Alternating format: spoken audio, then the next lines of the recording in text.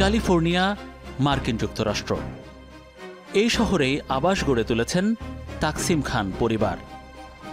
তাকসিমে খান তার স্ত্রী শামীমা জাহানের যৌথ নামে একটি বাড়ির সন্ধান পেয়েছে টিম 360 ডিগ্রি।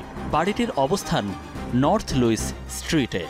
2020 সালে এটি কিনেছিলেন $7,54,000 বাংলাদেশি টাকায় 9 কোটি টাকারও বেশি। তাকসিমে খান ও তার পরিবারের পাসপোর্ট নম্বর দিয়ে আমরা খুঁজে পেয়েছি আরও 15টি বাড়ি, ফ্ল্যাটের তথ্য। এগুলো বেশিরভাগই 2009 থেকে 2020 সালের মধ্যে কেনা হয়েছে। এর মধ্যে বেশ কিছু সম্পদ তার আত্মীয়স্বজনের নামেও কেনা হয়। ব্যক্তিগত মোবাইল ফোন এবং ইমেইলে বার্তা পাঠালেও তাকসিমে খান আমাদের প্রশ্নের কোনো জবাব দেননি। আমরা এসব নিয়ে আবারও টিআইবির নির্বাহী পরিচালক ইফতেখারুজ্জামানের সামনে।